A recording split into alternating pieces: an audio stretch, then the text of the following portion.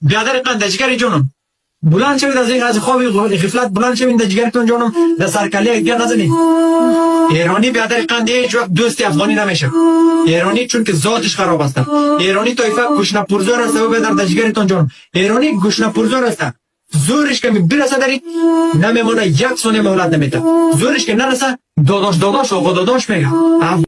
واقعا جای شرم است، جای خجالت است. واقعا ایرانی ها میگن که بشکنه این دست که نمک ندارن. واقعا راست میگن.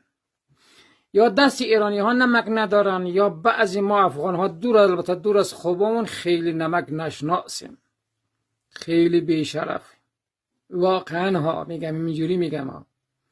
یا خیلی بیشرف و حرامزاده ایم که متاسفانه میایم همچون حرفا و همچون غلطایی میکنیم.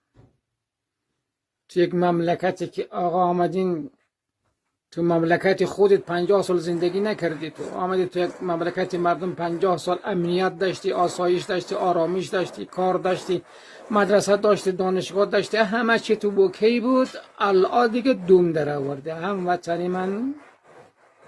آره الان دیگه نمکدون میشکنی دیگه. الان دیگه پاتو از گلیم درازتر کردی دیگه ها. یعنی مملکت اینقدر بی‌صاحبه که تو بلند بشی زر بزنی ها، که 4 تا مهاجر بلند بشه مثلا فرض که یک کاری بکنن. خدایا پروردگار.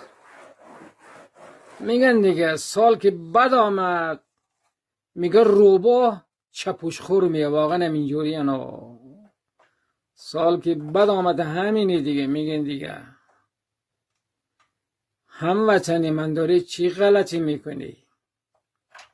این حق ایرانی ها، این حقشون. واقعا خیلی بیشرفین، خیلی بیزاتین، خیلی نمک نشناسین، خیلی متاسفانه بعضی هامون خیلی حرام زاده من، بعضی هامون خیلی عوضی من، بعضی هامون متاسفانه دور از خوابامون.